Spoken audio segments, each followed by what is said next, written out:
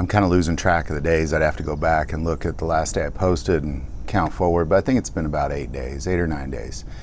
And I have no idea what it is God's doing in this, to get out on the water every day at some point. And I think we're about to get some rain here shortly. It's going to thunderstorm really any minute now. So got out here a little early this morning. But what I found that God is doing is I find myself going through Matthew 24. There was no plan on this.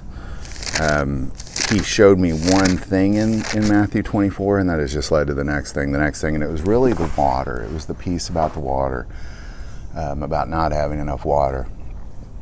Well, kind of something we're going to look at today is, as he talked about the famines, there'll be wars, rumors of wars, then famines, and they will hunt you down for tribulation after that.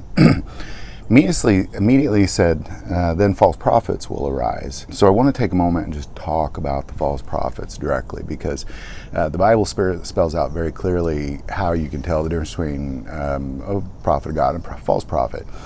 And it's really important because a lot of the things that I have done on this channel specifically was just listening to God. What do you want me to say, God? He tells me, and then I'm obedient to that thing. What this is totally different, because what he says is false prophets will arise. But then if you jump to 23, it says, for false Christs and false prophets will arise and show great signs and wonders, so as to deceive, if possible, even the elect. See, I have told you beforehand, therefore if they say to you, look, he is in the desert, do not go out, or look, he's in their room, do not believe it. What they're saying here is that when you start pointing at things that aren't Jesus, that like, look over there, there's the Christ, or look, he's in the temple or in the desert, because he clearly comes in the clouds of glory. It's starting to rain. I'm going to cover my Bible, but we're going to keep rolling. So with that being said, if you go to Matthew 7, he brings this up again. Well, he brings it up for the first time in 7. And he says in 15, beware of false prophets who come to you in sheep's clothing, but inwardly they are ravenous wolves. You will know them by their fruits. Do men gather grapes from thorn bushes or figs from thistles? Even so, every good tree bears good fruit, but a bad tree bears bad fruit. So when you see false prophets arise, there's this idea that you have to look at, well, what kind of fruit are they producing? You know, because I've been accused plenty of times of being a false prophet. That's okay. I'm just listening to God and doing what he tells me to do. And as long as he approves, that's all I care about. But the difference is the fruit. See, the prophesying that I am doing is literally raising up the remnant of Jesus Christ, which is biblical.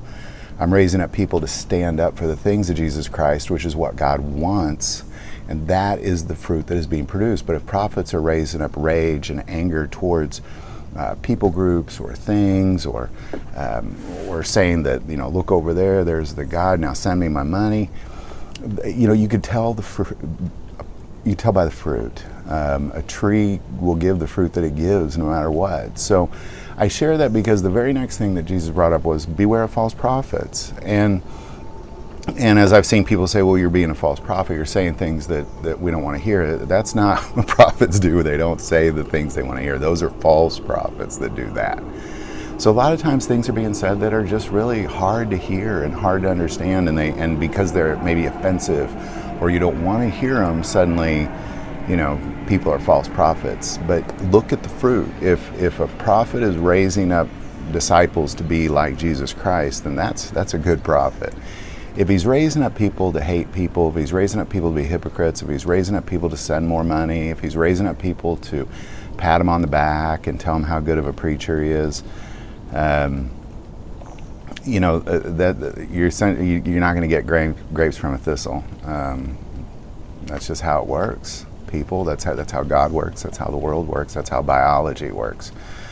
So beware of false prophets. The two things that you could beware of is, one, if they're pointing at Jesus Christ anywhere other than coming in the clouds of glory, it is a false prophet. And Jesus himself specifically spends multiple paragraphs warning you about that.